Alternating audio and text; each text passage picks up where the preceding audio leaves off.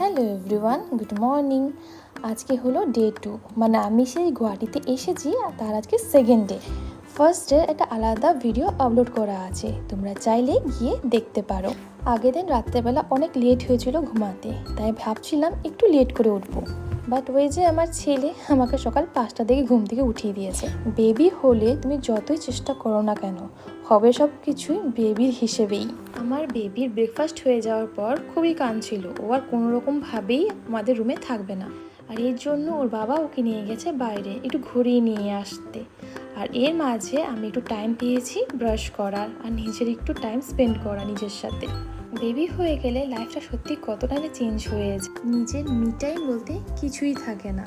5 মিনিটও যদি busy schedule থেকে বার করি, ওটাই মনে হয় অনেক লাক্সারি। এই যে আমার ব্রাশ হয়ে গেছে, ব্রাশ করে নিয়ে আমি মুখের মধ্যে ফেস ক্রিম অ্যাপ্লাই করে নিলাম আর সাথে ব্রেকফাস্টও করে নিয়েছি। এই যে আমার বেবি নিজের মতন একাই খেলছে, যদিও ভিডিওর ক্লিপটার পরে তারপর প্রচণ্ড কান্না করছিল করে আসার জন্য।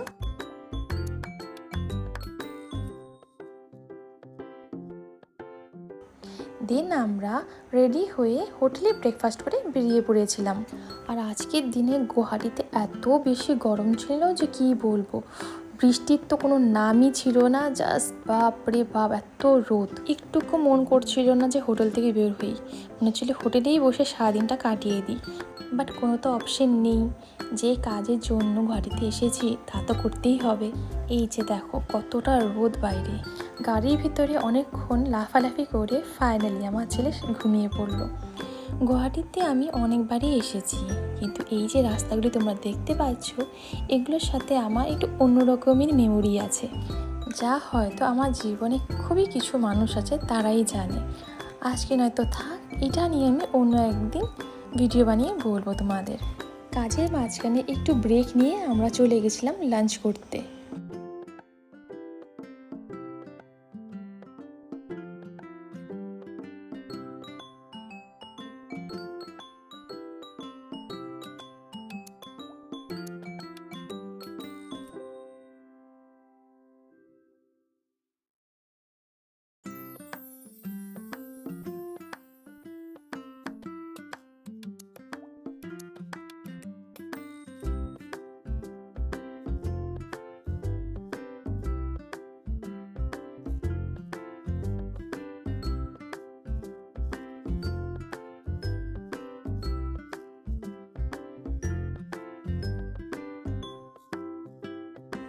প্রায় সন্ধ্যা হয়ে গেছিলো আমাদের বাকি কাজগুলো শেষ করতে করতে।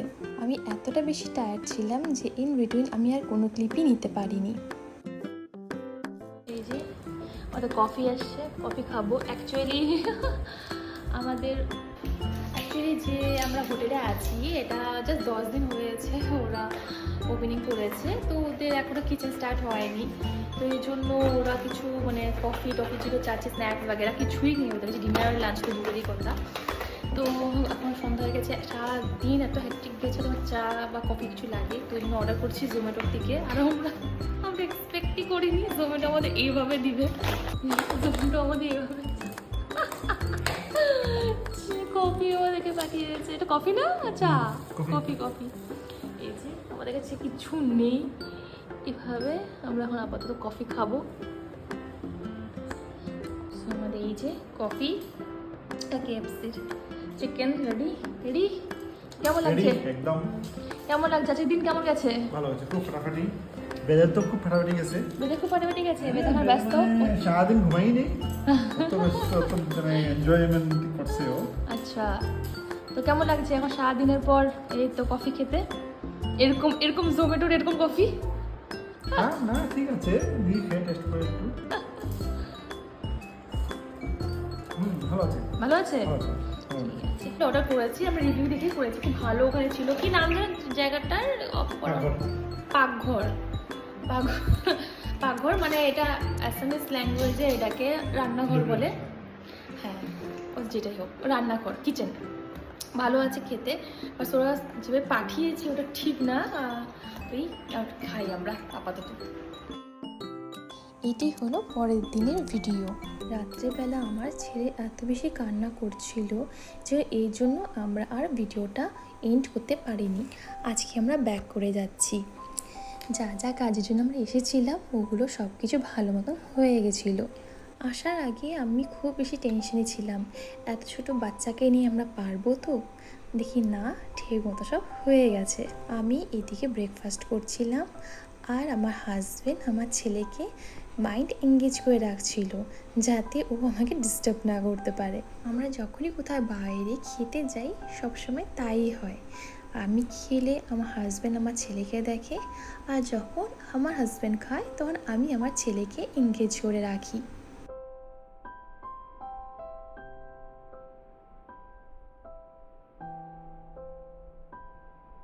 ভাবছিলাম সকাল সকাল ব্রেকফাস্ট করে বেরিয়ে যাব গুয়াহাটির থেকে, বাট ফাঁকা টাইম পাওয়াতে কিছু কেনাকাটি করতে করতে বাস আমাদের লেট হয়ে গেল। আর সেই বিকেলই হলো আমাদের বেরোতে বেরোতে গুয়াহাটির থেকে।